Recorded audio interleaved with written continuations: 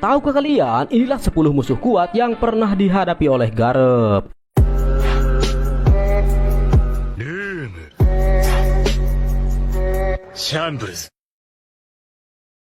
Yang pertama, Rock the Quebec. Angkatan laut yang dipimpin oleh Garp dan kelompok Roger pernah bekerja sama di God Valley untuk menghadapi kelompok Rock. Bahkan kemenangan Garp melawan kelompok Rock the Quebec inilah yang membuat dirinya disebut sebagai pahlawan angkatan laut, bukan prestasinya menangkap Goldie Roger. Sayangnya Oda belum menunjukkan pertarungan Garp melawan Rock the Quebec. Yang kedua, Shiki. Berhubung Shiki adalah anggota Rock, mungkin Garp sudah pernah menghadapinya sejak sebelum God Valley. Namun konflik Shiki dengan Garp yang diketahui adalah saat dia datang ke Marineford setelah Roger menyerahkan dirinya. Pertarungan Garp bersama dengan Sengoku menghadapi Shiki menyebabkan kehancuran besar di Marineford. Untungnya Shiki berhasil ditangkap. Yang ketiga, Don Chinjau. Garp adalah alasan utama kenapa Don Chinjau lama tak bisa mengakses hartanya sendiri. Garp sampai latihan menghancurkan 8 gunung untuk bisa melawan Don Chinjau. Saat akhirnya mereka beradu serangan, bagian atas kepala Don Chinjau menjadi bengkok sehingga ia tidak bisa menggunakan tekniknya untuk mencapai hartanya. Yang keempat, Goldie Roger. Kita belum diperlihatkan momen Roger menghadapi Garp, namun Garp adalah angkatan laut yang paling sering memburu Garp dan dikatakan Garp pernah berhadapan dengan Roger berkali-kali. Bahkan Roger menaruh respek kepada Garp dan merasa angkatan laut kebanyakan yang bukan Garp atau Sengoku tidak bisa memberinya pertarungan yang asyik.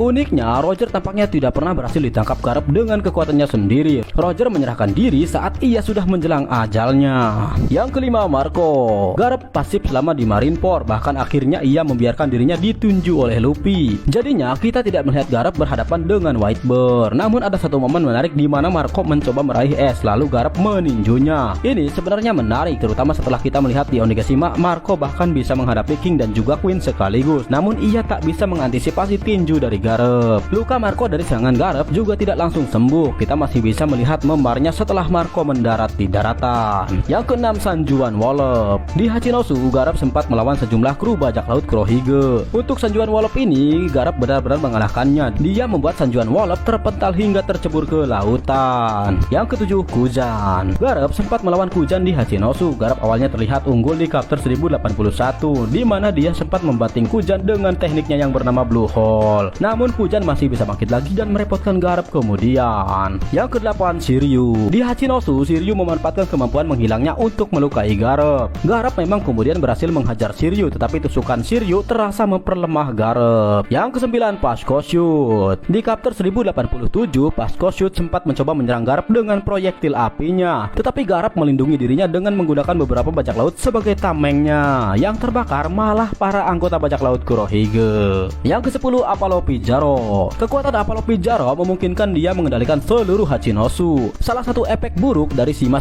no Mi adalah Pijaro akan merasakan efek jika bagian pulau yang dia kendalikan mengalami kerusakan. Di chapter 1087, dia juga merasakan panas setelah Pasco Shoot meluncurkan proyektil apinya. Garp pun sempat menyerang Pijaro di chapter 1088 dan